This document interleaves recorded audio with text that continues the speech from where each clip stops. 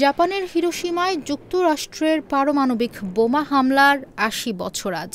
সেই হামলার ক্ষত বয়ে বেড়াচ্ছেন বেঁচে যাওয়া কোরিয়ানরা। ন্যায় বিচারের অপেক্ষায় দিনের পর দিন লড়াই চালিয়ে যাচ্ছেন তারা। বিবিসির প্রতিবেদনে এসব তথ্য জানানো হয়।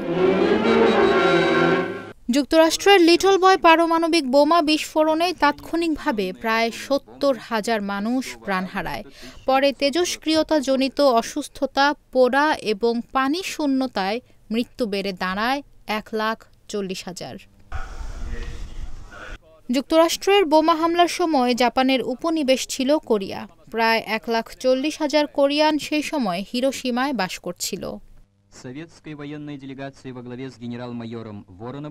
মানব জীবনের ইতিহাসে প্রথম সেই পারমাণবিক বোমা বিস্ফোরণে ক্ষতিগ্রস্ত হয় কোরিয়ার প্রায় ৭০,০০০ নাগরিক।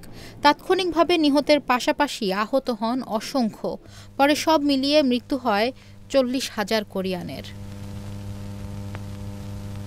হামলা থেকে বেঁচে যাওয়া কোরিয়ান এবং তাদের বংশধরদের সাথে যোগাযোগ করেছে বিবিসি, যারা অঙ্গহানি, মানসিক যন্ত্রণা ও ন্যায় বিচারের জন্য ৮ দশক ধরে লড়াই চালিয়ে যাচ্ছেন।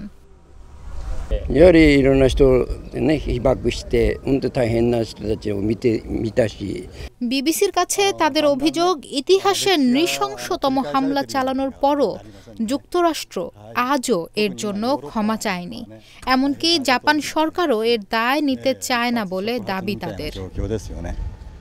এদিকে বোমা হামলার পর জাপানের আত্মসমর্পণ এবং কোরিয়া স্বাধীন হলে প্রায় ২৩,০০০ কোরিয়ান নিজ দেশে ফিরে আসেন। কিন্তু তাদের স্বাগত জানায়নি সেই সময়ের কোরিয়া সরকার, বরং তাদেরকে পঙ্গু বা অভিশপ্ত হিসেবে চিহ্নিত করা হয়। এমনকি জন্মভূমিতেও নানা কুসংস্কারের সম্মুখীন হন তারা।